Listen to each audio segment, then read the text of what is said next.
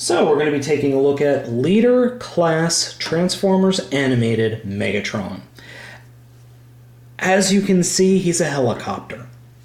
There's not much imagination needed to say that he's a helicopter in this mode. The figure itself in this mode is huge. He's well over a foot. He's about a foot long from tip to end. Takes up a lot of shelf space. Really, really big. Doesn't have many sounds in this mode, or I don't think I've actually figured out how to activate them because I don't like sounds. He does have one gimmick in this mode where you turn one set of blades and the other will rotate. That's pretty cool. I mean, especially for a kid. No necessary gimmick of little Jimmy holding something going like this, like almost all the other helicopter Transformers out there. He's not that heavy, surprisingly. He's maybe a pound and a half. I mean, not that heavy at all. Very, very cool looking, though. A futuristic helicopter.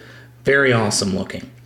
One thing of note, and I'm going to do a partial transformation here, just take away this bottom part. And I think this is going to cause a sound to be made.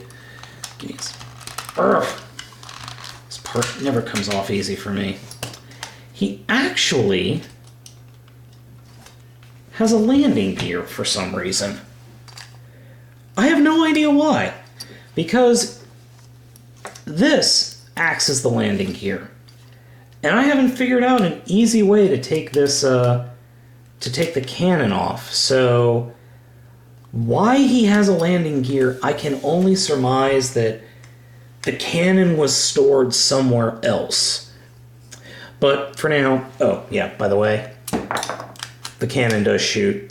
You have to kind of cock it and prime it. Mine's a little broken because I primed it once to fire, and now it's perpetually stuck in fire mode. And that doesn't always work. So I'm just going to put those off to the side here, and we'll go ahead and transform the rest of the figure. First off, we're going to actually take the helicopter blades off. And I just triggered the transformation mechanism. Now the helicopter blades transform into swords. He can wield dual swords, and he looks rather badass when he's wielding both a sword and the giant fusion cannon.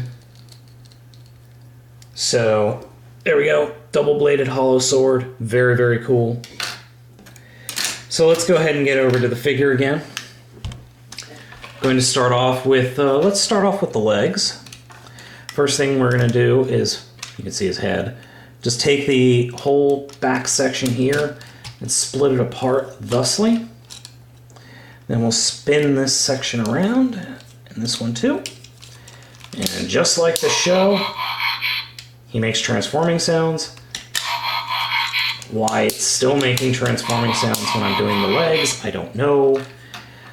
Then just fold those in and flip out the feet. And that's for the bottom of the figure. For the top of the figure, just take this whole section, move it back, like that, and then you slide it. It actually slides on a little slider and fits neatly on his back.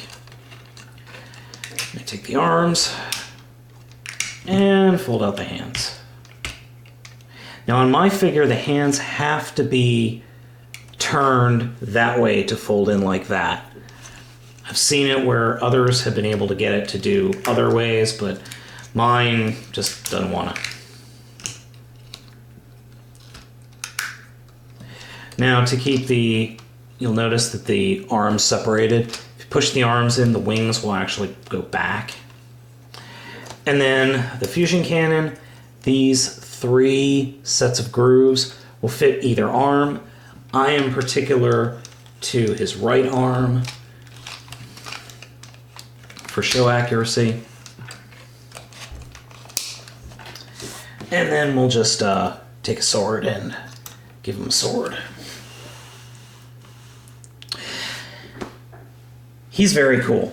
Very good looking. Very cool figure. Lots of fun. Nice color scheme. Perfect show accuracy. Very, very cool. Comes with some lights and sounds, too.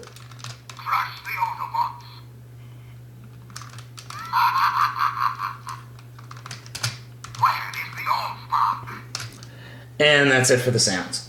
That's all you get. You did notice that his face kind of moved and his mouth opened up. That's about it. And he does have another sword or propeller sword thingy.